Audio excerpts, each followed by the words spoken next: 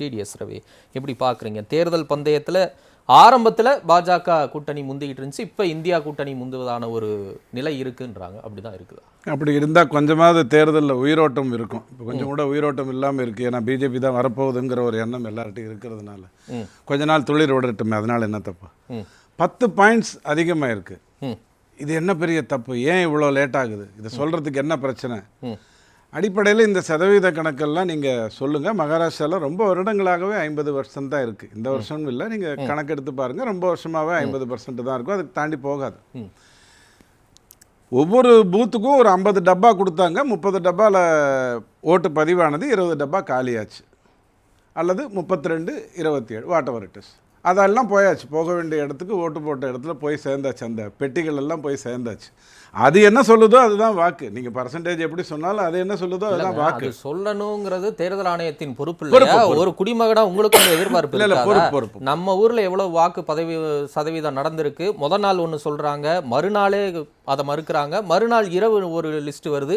இன்னைக்கு வரைக்கும் அவர் கேட்கிற மாதிரி நம்பர்ஸ் அப்படிங்கிறது வெளி வரலன்னா தேர்தல் ஆணையம் மேல சந்தேகம் வரதானே செய்யும். உண்மை. கடைசியா வந்திருக்கிறது 140 கோடி இந்திய மக்கள்ல 90 கோடி வாக்காளர்ல 1 கோடிக்கான திருத்தங்கள் 28 மாநிலம், இத்தனை யூனியன் பிரதேசம் சேர்ந்து நடந்திருக்கு அப்படிங்கிறது தான். அது ஏதாவது ஒரு பெரிய வித்தியாசத்தை கொடுக்குமா? தப்பாக பண்ணணும்னு நினைத்திருந்தால் அப்படின்னா அதுக்கான வாய்ப்புகள் இல்லை. ஆனால் ஏன்னா அது புள்ளி சதவீதங்களுக்குள்ளே போகக்கூடிய ஒரு விஷயம். ஆனால் இப்போ நம்ம மெயினாக பார்க்க வேண்டியது போன தேர்தல் நிலைமை என்ன? 2 சீட்டு, 52 சீட்டு காங்கிரஸ், 303 பிஜேபி, 189 இதர கட்சிகள், என்டிஏல இருந்தவங்க, பிரிஞ்சவங்க, வாட் எவர் இட் இஸ். ஒரு 34 சீட்டு இந்த இந்தி கூட்டணியை சார்ந்தவர்கள் கடந்த 5 வருடத்தில் கான்சென்ட்ரேட் பண்ணியிருந்தாங்க அப்படின்னு சொன்னால் ரொம்ப சுலபமாக பிஜேபியை வீழ்த்திடுவதற்கான வாய்ப்புகள் இருந்தது. குறைந்தபட்சம் அந்த 5 மாநில தேர்தல் நடந்தது இல்லையா? அந்த 5 மாநில தேர்தல்லையே அந்த ஒற்றுமை வந்திருந்தா. இப்போ கூட ஒற்றுமை வரலைங்கிறது வேற விஷயம். ஒற்றுமையாக தானே இருக்கிறாங்க. நல்லா இருக்கு. அதாவது மமதா என்ன சொல்றாங்கன்னா, இந்தியா கூட்டணியில் நான் இருக்கேன், ஓகேவா, ஆனால் வெஸ்ட் பெங்காலில் இருக்கிற காங்கிரஸ் உள்ள வரக்கூடாது, வெஸ்ட் பெங்காலில் இருக்கிற கம்யூனிஸ்ட் உள்ள வரக்கூடாது. அப்போ எங்க வந்தா தானங்க பிரச்சனை. அவங்க உள்ள வந்தான்னா விளையாட்டி நமக்கு என்ன சொல்றேன். இந்தியா கூட்டணி ஆர்கனைஸ் ஆகும் போதே பல முறை விவாதிச்சிருக்கோம். கேரளாலையும் வெஸ்ட் பெங்காலையும் பஞ்சாப், டெல்லி அந்த மாதிரி மாநிலங்கள்ல ஒரு சிக்கல் இருக்கதான் செய்ய. அது அவங்க வெளிப்படையா ஒத்துக்கிட்டு தானே களத்துக்கே வந்தாங்க. நமக்கு என்ன அதுக்கப்புறம் தேர்தலுக்கு முன்னாடி இவங்க பண்ற எந்த விஷயமும் நமக்கு முக்கியம் இல்லை. தேர்தல் முடிந்த பிறகு ஏதோ ஒரு வாய்ப்பு வந்து எல்லாரும் சேர்ந்தா பிஜேபியை ஓரங்கட்டிட முடியுங்கிற ஒரு சூழ்நிலை வந்தா அனைவரும் சேருவாங்க. இல்லங்க, அனைவரும் சேருவாங்க. அதுல எந்த குழப்பமும் இல்லை. நிதிஷ்குமார் இந்தியா கூட்டணியில இருந்து வெளியே போனாரு. அப்ப எல்லாருமே உங்களை போன்ற பாஜக ஆதரவாளர்களோ பாஜகவினரோ எல்லாருமே என்ன சொன்னாங்கன்னா, இந்த நெல்லிக்காய் முட்டை சிதறுகிறது, அதனுடைய ஒரு அடையாளம் தான் நிதிஷ்குமார்னு. ஆனா நிதிஷ்குமாருக்கு அப்புறம் அந்த கூட்டணியிலேருந்து யாருமே வெளியே போகல. அந்த கூட்டணிக்குள்ள சின்ன சின்ன முரண்கள் இருந்தாலும் அன்னைக்கு களத்துக்கு வந்துட்டாங்க. அப்புறம் என்ன தெரியுமா, வெஸ்ட் பெங்கால்ல எந்த ஷீட் ஷேரிங் நடக்கல. கிட்டத்தட்ட சொல்லிட்டேன், வெளியே போகல. 42 சீட்டு, எந்த ஒரு இது ஷீட் ஷேரிங்கும் நடக்கல. நிதிஷ் 2 முறை இதே மாதிரியே பண்ணியிருக்காரு. திரும்ப வந்த போதும் அவருக்கு என்ன சீட்டு கொடுக்கணுமோ அதை தான் யூபிஏல கொடுத்துருக்காங்க, என்டிஏல கொடுத்துருக்காங்க. அதிகமாக ஒன்றும் கொடுக்கல. நிறைய பேர் இந்த தேர்தல் எப்படி பார்க்குறாங்க அப்படின்னா, 37% பிஜேபி ஓட்டு வாங்கிச்சு, அப்போ 63% சேர்ந்துருச்சுன்னா அவ்வளவுதான், பிஜேபி ஒரு வழி பண்ணிடலாம் அப்படின்னு பார்க்குறாங்க. பார்த்துருக்க வேண்டியது என்ன அப்படின்னு சொன்னால், அந்த 303 சீட்டில் கிட்டத்தட்ட ஒரு 246 சீட்டில் 50% வாக்குகளை பெற்று அது ஜெயிச்சிருக்கு. 50% வாக்குகளை பெற்று ஜெயித்திருக்கக்கூடிய ஒரு கட்சியை நீங்கள் தோற்கடிக்க வேண்டும் என்று சொன்னால் மிகப்பெரிய போராட்டம் நடக்கணும், மிகப்பெரிய எழுச்சி அந்த இடத்துல வரணும்.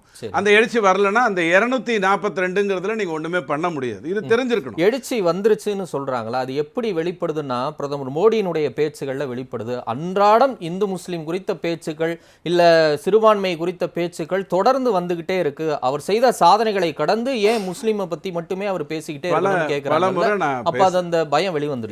பலமுறை நான் பதில் சொல்லிட்டேன்.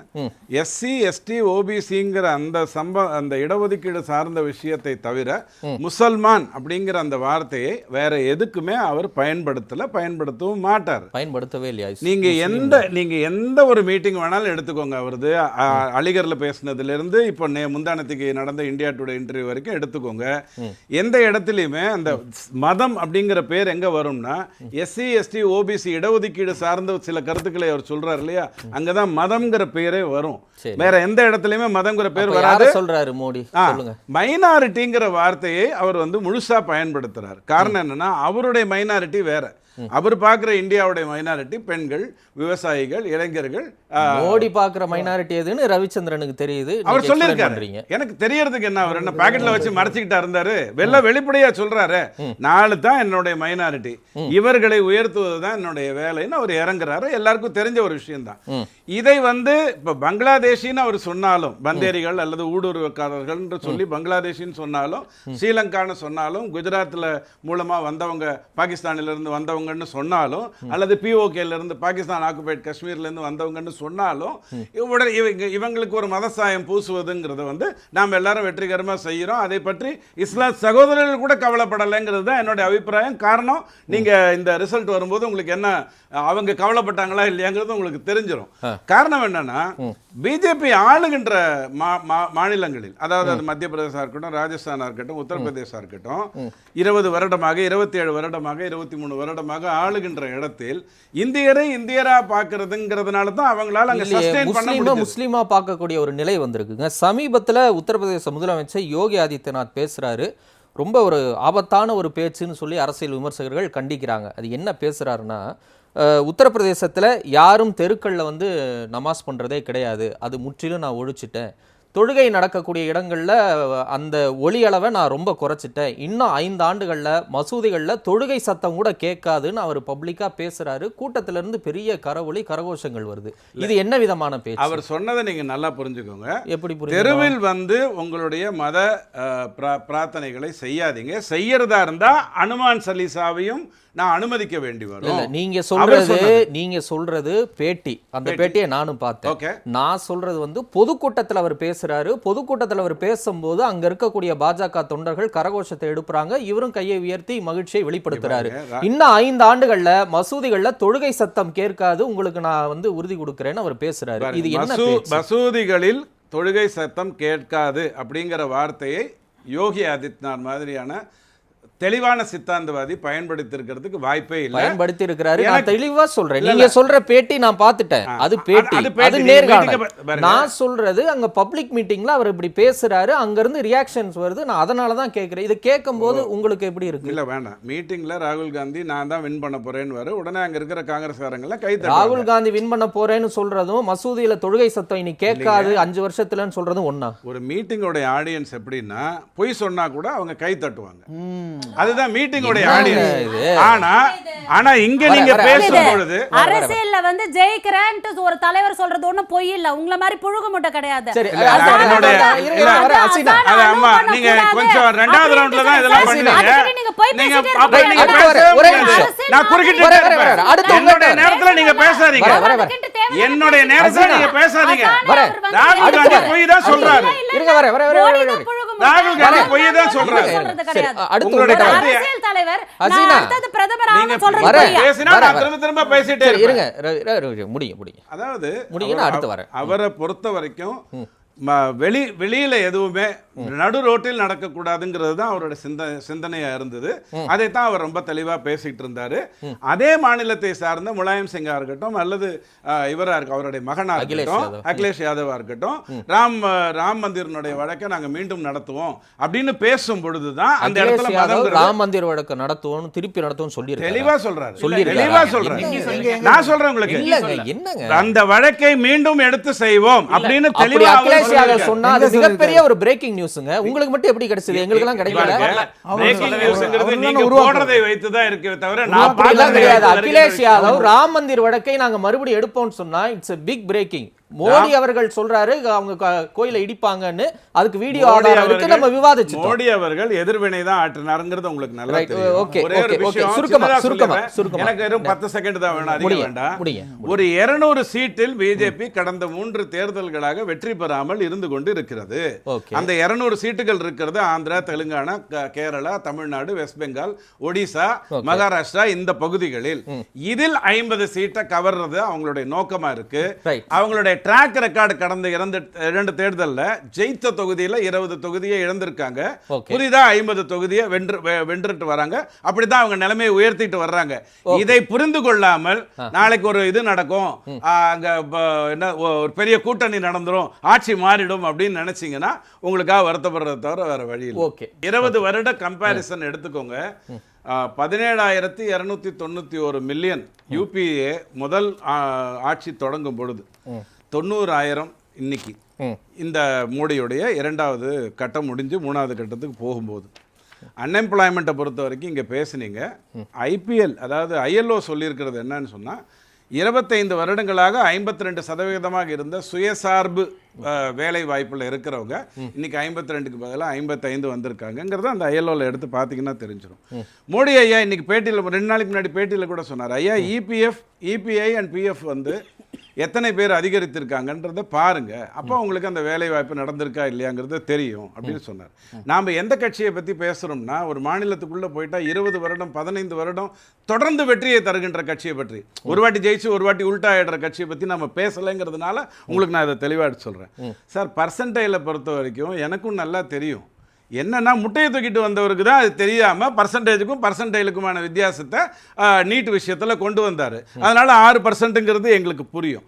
இந்திரா காந்தி அம்மா தான் முதல்ல நாம் இருவர் நமக்கு இருவருங்கிற அற்புதமான ஒரு விஷயத்தை கொண்டு வந்தாங்க. ஏன்னா இந்தியாவுடைய மக்கள் தொகை அதனுடைய இதை நோக்கி போக வேண்டும் அப்படிங்கிற ஒரு எண்ணத்தோடு அதை கொண்டு வந்தாங்க.